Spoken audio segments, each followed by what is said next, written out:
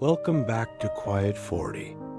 Before we start, I invite you to just settle in, take a deep breath, put down the heavy expectations of the day, and let the noise around you fade into the background for a moment. This is a space where we slow down to listen to the lessons midlife is trying to teach us. Lessons that are often whispered, never shouted. I'm a fellow traveler on this path with you, walking through the same mist and finding the same quiet revelations. Today, we're beginning our series, When 40 Sneaks Up on You.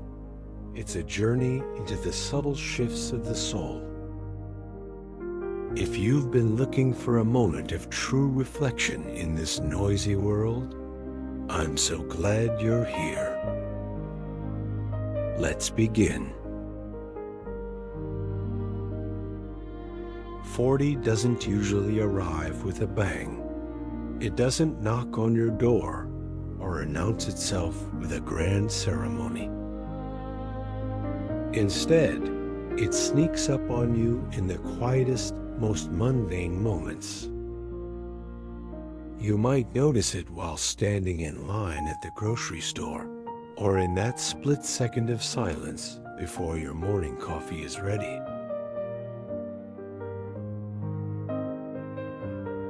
You look at your hands on the steering wheel and suddenly realize they look different, older, wiser, more lived in. You realize that the person you were just 10 years ago feels like a distant relative, someone you remember fondly but no longer fully recognize.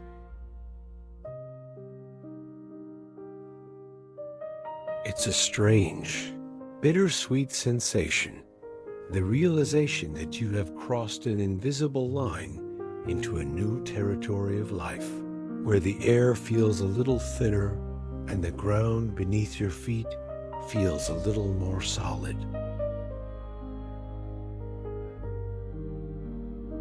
For years, you looked in the mirror and saw potential. You saw a version of yourself that was always becoming, always reaching for something just out of grasp. But now, you look in the mirror and you see reality. You see the fine lines around your eyes, not as flaws, but as a map of every laugh you've shared and every worry you've survived. You stop trying to fix the person looking back at you and start trying to understand them. You begin to wonder, who is this person beneath the roles of parent, employee, or friend? What does this person actually need now that the frantic noise of youth is starting to fade? This isn't a crisis. It's a quiet awakening.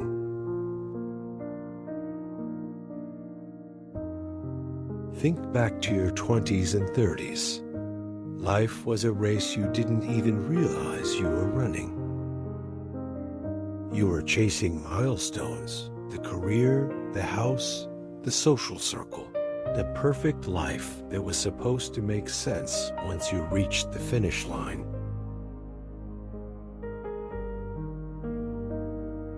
You lived in a state of when then. When I get that promotion, then I'll be happy. When the kids grow up, then I'll have peace. You've been carrying everyone else's expectations like a heavy backpack for decades. At 40, you look at that finish line and realize it was an illusion. You're tired.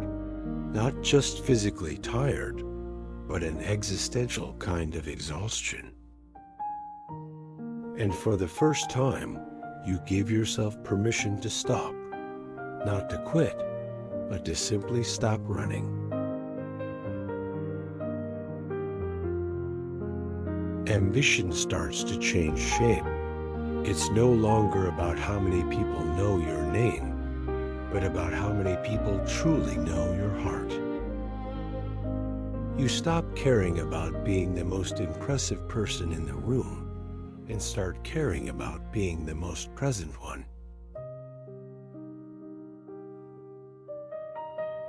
You find that you'd rather have one deep, soul-stirring conversation over a simple meal than a night of superficial small talk at a crowded party. You start to value time as your most precious currency. You realize that saying no to things that drain you is the ultimate act of yes to yourself.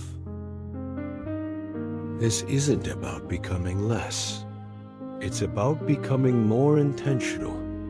It's about choosing quality over the hollow noise of quantity. One of the most beautiful things about 40 is the loss of the people-pleaser filter. You remember when a simple invitation you didn't want to attend would cause you hours of anxiety? You'd spend so much energy crafting the perfect excuse.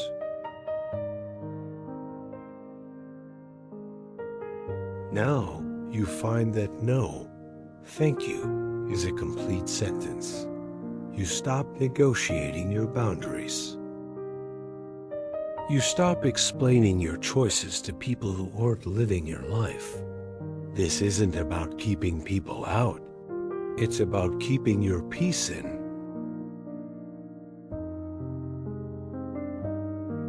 These new boundaries don't feel like walls. They feel like a long overdue homecoming. It is the sacred act of returning to yourself after a very long journey away. Suddenly, the ordinary moments start to feel extraordinary. A quiet morning before the house wakes up. The way the light hits the floor at 4 p.m. The sound of rain on the roof.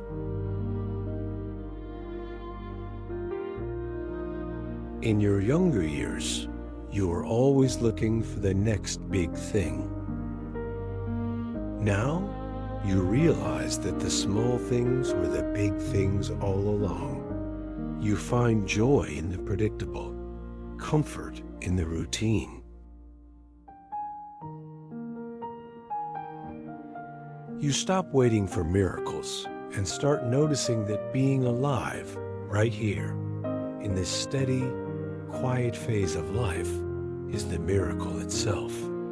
You realize that a life doesn't have to be loud to be significant.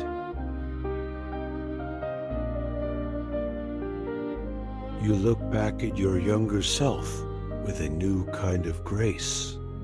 You see the mistakes you made, the paths you took that led nowhere, and instead of regret, you feel compassion.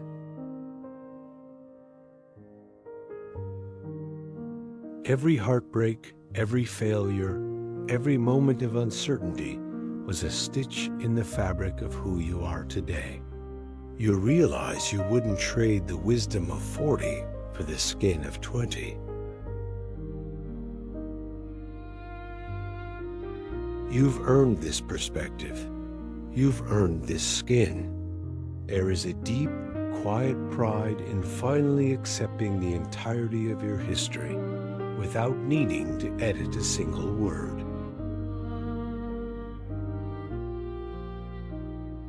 So if you find yourself here, feeling a bit out of place or strangely quiet, know that you are right on time. 40 isn't the end of anything. It is the beginning of an honest life. It's the moment you stop performing and start living. It's the season where you finally learn to treat yourself with the same kindness you've always given to others. You aren't losing your edge. You're finding your center. And that is the most powerful place to be.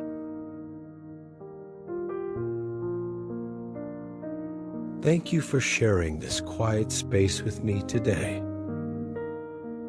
Life at 40 and beyond isn't about having all the answers. I'd love to hear your thoughts in the comments. Until then, take care of yourself. I'm a fellow traveler. I'll see you in the next reflection.